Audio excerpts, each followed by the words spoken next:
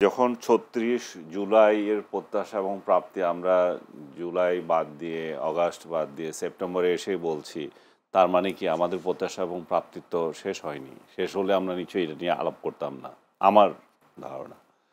So আমরা যে উদ্দেশ্য নিয়ে জুলাইকে সমর্থন করেছি, যে উদ্দেশ্য নিয়ে আমরা শেখ হাসিনাকে হটাও আন্দোলনকে একযোগে আমি মনে করি যে আওয়ামী লীগের সমর্থক বা একেবারে অন্ধ সমর্থক ছাড়া ইভেন আওয়ামী লীগের লোকজনও চেয়েছিল যে একটা পরিবর্তন দরকার। যেভাবে এই ৩টা ইলেকশন বিনা নির্বাচনে হয়ে গেল, যেভাবে একটা আন্দোলন চলছে, সেই আন্দোলনটা নেগোসিয়েশনের, কোটা আন্দোলনের কথা বলছি আমি, নেগোসিয়েশন বাদ দিয়ে রাজপথে সংঘর্ষকে বেছে নেওয়া হলো। তো সেই সেই প্রেক্ষিতে মানুষ চেয়েছিল যে একটা পরিবর্তন, আর সেই পরিবর্তন চাওয়াটা মানুষের অন্যায় কিছু ছিল না। কিন্তু আজকে ১.৫ বছর বা এক মাস, এই ১ বছর ১ মাস পরে এসে মনে হচ্ছে যে অনেকে ফিল করছে যে আমরা যেটা চেয়েছিলাম আমরা বঞ্চিত হয়েছি। আমরা অনেকে মনে করে যে আমাদের এই আন্দোলনে অংশ নেওয়া উচিত হয়নি, বা এটা ফ্রাস্ট্রেশন থেকে বলে। কারণ হচ্ছে যে আমাদের প্রধান প্রত্যাশা ছিল গণতন্ত্র, আমাদের প্রধান প্রত্যাশা ছিল বাক স্বাধীনতা। হ্যাঁ, আমাদের প্রধান প্রত্যাশা ছিল গুম খুম এগুলো তো বন্ধ হবেই, আমরা যাতে আইনের শাসন পাই। কিন্তু আপনি যদি একটার পর একটা যদি পর্যালোচনা করেন তাহলে দেখবেন, আমার প্রথমে আসি আমি বাক স্বাধীনতার কথা। আমরা সরকার তরফ থেকে বলে দিয়েছি আপনি কথা বলতে পারেন, আপনি স্বাধীন। কিন্তু আবার আমি যখন কথা বলতে যাচ্ছি তখন আমাকে তুলে নিয়ে যাচ্ছেন আপনি নানা লেভেল দিয়ে। আপনি বলছেন যে আপনি ষড়যন্ত্র করছেন।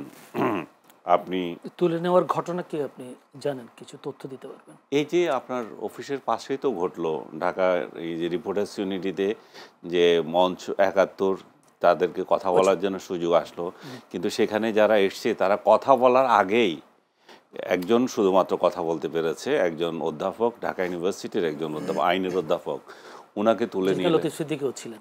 তারপর লতিফ সিদ্দিকী, তারপর একজন সাংবাদিক পান্না, তাদের ৩ জনকে তুলে নিয়ে গেল। এর পরবর্তীতে কয়েকদিন পরে আবু আলম শহীদ খানকে তুলে নিয়ে গেলেন, উনি সাবেক সচিব।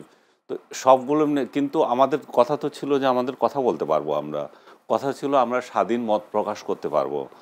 এখন আপনি একটা সংগঠনকে বলছেন যে এরা ষড়যন্ত্রে লিপ্ত আছে, ষড়যন্ত্র কোথায় সেটাও আপনি প্রমাণ দিতে পারছেন না, এখনও দিতে পারেন নাই। তাহলে কথা বলার আগেই যদি আপনি গ্রেপ্তার করেন তাহলে আমরা আসলে এটা পাচ্ছি না। আমাদের সাংবাদিকদের কথা ছিল যে আমরা শেখ হাসিনার আমলে একটা স্বৈরতান্ত্রিক বা কর্তৃত্ববাদী শাসন যেটাই বলি, সে তার মধ্যে আমরা কথা বলতে পারছি না, যে আমরা প্রাণ খুলে লিখতে পারছি না। কিন্তু এখন দেখা গেল যে প্রাণ খুলে লেখা আরও কঠিন হয়ে গেছে, এখন লেখাই যায় না। এখন কোনটা সেলফ সেন্সরশিপ এত বেড়ে গেছে, এখন সংবাদপত্রকে কেউ বিশ্বাস করে না।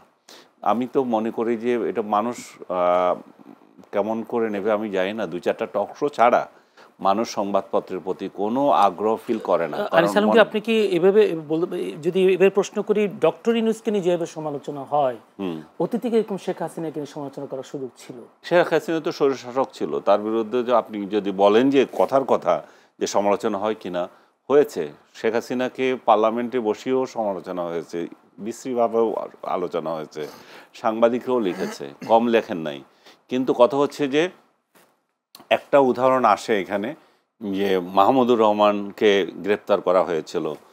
এখানে অনেকে হয়তো দ্বিমত করবে, মাহমুদুর রহমান যে সাংবাদিকতা করেন এগুলোকে সাংবাদিকতার জাতে ফেলা যায় না। কারণ এই জন্যই যে কারণ উনি সাংবাদিকতা থেকে অ্যাক্টিভিজম বেশি করে। আমাদের কিছু সাংবাদিকদের এই সমস্যা হয়েছে, সে বলতেছে যে আপনি তো স্বৈরাচারের দালাল, আপনাকে বলে দেবে, ফট করে বলে দেবে।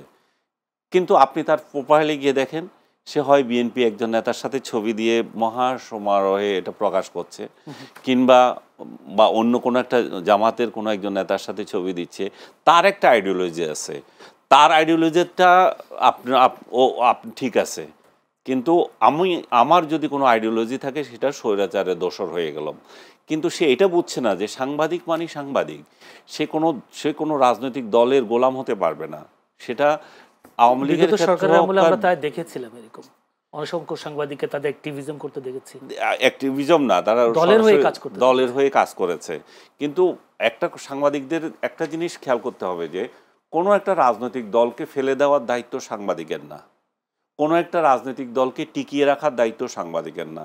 যেটা আমরা 24-এ দেখেছি যে একদল সাংবাদিক শেখ হাসিনার কাছে গিয়ে কিভাবে এই আন্দোলন দমন করতে পারে সেই পরামর্শ দিচ্ছে।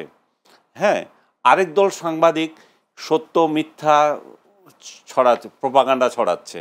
তারা তারা এই সরকারকে পতন তাদের দায়িত্ব হয়ে গেছে। সো সাংবাদিক হচ্ছে যা ঘটছে আপনি তা বলবেন, তা লিখবেন। সরকার পতনের ঘটানোর দায়িত্ব রাজপথে থাকবে, এটা রাজপথের লোকজনই করবে। সো আমরা দেখা যাচ্ছে যে আপনাকে যেটা বললাম, বাক স্বাধীনতাটা আমার ক্ষুব্ধ হয়ে হয়ে গেছে। আমাদের অর্থনৈতিক দুরবস্থা শুরু হয়েছে। আমরা আজকে কোনো ইনভেস্টমেন্ট নাই। ইনভেস্টমেন্ট না থাকলে আপনার চাকরি বাকরি কী হবে? শত শত লোক চাকরিহারা হয়ে যাচ্ছে। গার্মেন্টস সেক্টরে আপনি খোঁজ নেন, বহু গার্মেন্টস বন্ধ হয়ে গেছে। এগুলো কেন হচ্ছে? একটা নির্বাচিত সরকার নেই বলে। নির্বাচিত সরকার, আমরা একটা ইন্টেরিয়াম গভর্নমেন্ট বা 3 মাসের জন্য একটা সরকার, সেটা একটা নির্বাচন অনুষ্ঠান চালিয়ে যাবে। কিন্তু না, আমরা বিরাট বিরাট দায়িত্ব দিয়ে দিয়েছি, এই করেঙ্গা, হ্যান করেঙ্গা, ত্যান করেঙ্গা, সংস্কার করেঙ্গা। এই সংস্কার করতে করতে এখন দেখা গেল যে অরিজিনাল কাজের সময় হয়ে গেছে, সেটাই না। আপনার কাছে আমি আসবো।